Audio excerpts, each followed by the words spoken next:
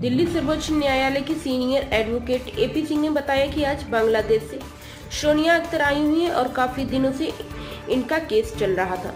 सुनवाई नहीं हुई तो यह दिल्ली आई है और दिल्ली के सर्वोच्च न्यायालय के senior advocate AP Singh ji से मुलाकात किया। इन्होंने और सारी फाइल उनको दिखाया। उसके बाद इन्होंने मीडिया के माध्यम से उनको सारी बात बताई। एपी सिंह जी ने मीडिया को बताया, आइए सुनवाते हैं हम आपको सर्वोच्च न्यायालय के senior advocate AP Singh ji Sonia Akhtar को लेकर क्या कुछ कहते हैं। आप पे आरोप लगाया कि जबरन धर्म परिवर्तन हुआ और हमसे पैसे भी ऐंठे गए, क्या कहना है आप पे? देखिए, कोई किसी से पैसा लेके उसकी देश में आके सबके सामने, जनता के सामने खड़ा हो सकती है क्या? इतनी हिम्मत तो बांग्लादेश का किसी की भी नहीं हो सकती है। बांग्लादेश तो छोटा देश है, तो इंडिया का ही है। तो आप बताइए, ऐसा को ये सब झूठ बोला है क्योंकि उसका जो पहला पत्नी है उन्होंने उसको जबरन ऐसा बोलने के लिए मजबूर किया है। जब आप ऐसा बोलो तभी वो लड़की भाग जाएगी। शायद कुछ प्लानिंग है, उनका कोई मास्टर प्लानिंग है, इसीलिए उन्होंने जो बोला है सब कुछ झूठ बोला है। आप लोग देख ही रही है, हम दोनों का एक बेटा है, ऐसा तो बेटा पैदा नहीं होती है। उन्होंने जो कुछ भी किया है उनके साथ ना कोई ज़बरदस्ती हुई ना कुछ हुआ है उनके साथ। उन्होंने खुद मर्जी से धर्म चेंज किया, खुद मर्जी से ही शादी किया और बच्चा भी उन्होंने यह किया, प्लानिंग करके ही बच्चा को जन्म दिया है। इस बच्चा को इंडिया में ही जन्म देने का कोशिश किया। उस टाइम पे, कोरोना के टाइम पे हमारा वीसा भी लगाया, बट मेरा कंडीशन बहुत ख़राब हो गई, इसीलिए बांग्लादेश में ही मेरा सिजरिंग कर लिया है। आप लोग कैसे आए संपर्क में? देखिए, 2021 में उन्होंने 6 साल नौकरी किया बांग्लादेश में। मैं भी अलग कंपनी में नौकरी किया। नौकरी के दौरान मेरा जो कंपनी का ओनर है और उसका कंपनी का जो ओनर मिस्टर जॉन के पास भेजा है मीटिंग करने के लिए, बट मिस्टर जॉन से मीटिंग नहीं हुई है। मेरा हस्बैंड जो है, इनका पोजीशन था डीजीएम, उनके साथ मेरा मीटिंग हुई है। केमिकल का एक डील हुई है, बहुत बड़ा डील। तो उसके बाद उन्होंने मेरे को देखा, देख के उन्होंने प्रपोज किया। तो उसके बाद उन्होंने क्या है, मैं जब मना कर दिया, उन्होंने उनका धर्म चेंज कर दिया। उनको लगा है जब मुझे चेंज कर दूंगी शायद तो मन जाएगी। उसके बाद उन्होंने क्या है, मेरा फैमिली, कंपनी, मनी, हर जगह लोगों को बहुत अच्छा से उन्होंने मैनेज कर लिया। सब लोग ने इजाज़त भी दे दी है। तो उसके बाद हम दोनों का शादी हुई है। तो आपको उन्होंने मेरे को बताया जो ऐसा, उन्होंने बताया जो उनका पहला पत्नी जो है रचना शर्मा मर चुकी है। आप बताइए, मरी हुई है, अभी जिंदा हो गया है। अब मान लीजिए जिंदा है तो आप साथ में रहने के व्यापारिक देखिए, उनके पास भी 2 बेटा है, तो बच्चा से तो कोई नफरत नहीं है। जो हुआ है मेरे साथ हुआ है, बट तो तीनों भाई को एक साथ रहना चाहिए, उसके पापा के साथ सब एक साथ रहना चाहते हैं। हाँ, तो कोई दिक्कत नहीं। अब क्या कर सकती हो आप बताइए ना, एक बच्चा है, इसका जिंदगी है, मैं कौन से रास्ते पे जाऊँ बताइए। तो आपकी क्या आज की मांग है? मेरा ये की है, जो मेरे को न्याय मिले, मेरे को हक दे, बच्चा को हक मिले, बच्चा उसके पापा के साथ रहे, पापा मम्मी के साथ रह के बड़ा हो, चाहे वो बांग्लादेश रहे, चाहे वो इंडिया रहे, चाहे कहीं भी देश में रहे, बस उसको पापा को प्यार मिलना चाहिए। वो बहुत छोटे है, उसके लिए उसका पापा जरूरत है। क्या नाम है आपका?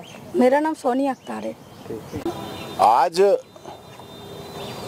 सोनिया अख्तर जो कि बांग्लादेश में की नागरिक हैं और भारत में आई हुई हैं विगत महीनों से, और उनकी याचिका यहाँ जब वो भारत में आई तो विभिन्न स्तरों पर चलते चलते वहाँ कोई कार्रवाई नहीं हुई। तो जब बांग्लादेश की honourable prime minister Sheikh Hasina जी भारत आई थी G20 शिखर सम्मेलन में, तो हमने बांग्लादेश के हाई कमिश्नर के द्वारा उनको दी, शेख हसीना जी को। उन्होंने भारत के प्राइम मिनिस्टर नरेंद्र मोदी जी को हाईली रिकमेंडेशन के साथ भेजी सोनिया अख्तर की याचिका, और उसको फिर प्राइम मिनिस्टर ऑफिस ने उत्तर प्रदेश सरकार से, क्योंकि सोनिया अख्तर की का मायका ढाका बांग्लादेश में है, ससुराल शिवालिक ग्रेटर नोएडा उत्तर प्रदेश में है, तो उत्तर प्रदेश सरकार, चीफ मिनिस्टर ऑफिस लखनऊ और डीसीपी ग्रेटर नोएडा सबसे वेरिफिकेशन करने के बाद उस केस को नेशनल कमीशन फॉर वुमेन भेज दिया था, सोनिया अख्तर और सौरभ कांत तिवारी को अर्जेंट बेसिस पर। अब वो केस आज यहाँ स्टेट कमीशन फॉर वुमेन, क्योंकि दिल्ली में रह रही हैं तो स्टेट कमीशन फॉर वुमेन यहाँ भेज दिया गया है। और यहाँ आज मैंने ये सारे चीज़ें डॉक्यूमेंट यहाँ state for commission for women में आज यहाँ 11 बजे सबमिट कर दिया गया है। 11 बजे का टाइम दिया था। Honourable chairperson Delhi commission for women, C block 2nd floor Vikas Bhavan, urgent basis पर इसको भेज दिया गया है। और उसके साथ हमने जो पेपर लगाए हैं वही हैं सब जो पहले लगाए थे। ये है जो सौरभ कांत तिवारी थे, उन्होंने बांग्लादेश में रहकर नौकरी करने के दौरान ये भी हाईली एजुकेटेड हैं, वो भी हाईली एजुकेटेड हैं, नौकरी कर रहे थे और नौकरी करने के दौरान ये अपनी कंपनी की तरफ से गई थी एक बिजनेस डील के लिए और बिजनेस डील की बात होने के बाद 2 करोड़ की डील थी। उसके बाद वो उन्होंने इनसे प्यार हुआ, इजहार हुआ, इकरार हुआ और उसके बाद उन्होंने धर्म परिवर्तन करके इनसे शादी का प्रपोजल किया, लेकिन उन्हें लगा कि नहीं कर रहे हैं शादी, ये कर रही शादी मना करें तो उन्होंने इनको प्रभावित करने के लिए या फिर अपनी सोची समझी साजिश और षड्यंत्र के तहत धर्म परिवर्तन किया, क्योंकि हिंदू धर्म में तो 2 शादियां नहीं कर सकते, तो इस्लाम धर्म को उन्होंने अपनाया और उसी के तहत उन्होंने धर्म परिवर्तन किया और धर्म परिवर्तन करने के बाद उन्होंने इसमें ये निकाहनामा शादी हुई, मस्जिद में निकाहनामा हुआ, शादी हुई, ये शादी के हैं। उसके बाद शादी होने के बाद फिर ये निकाहनामा सारा बना, वहाँ बैतूल मस्जिद, बोकारो मस्जिद है ढाका में, वहाँ शादी हुई।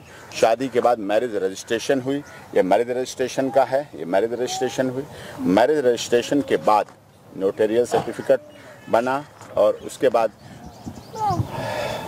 सुहाग रात हुई, वलीमे की दावत हुई, हनीमून हुआ 4 दिन 4 रातों तक वहाँ और उसके बाद सारा प्रोसेस होने के बाद उसी दौरान ये प्रेग्नेंट हुई।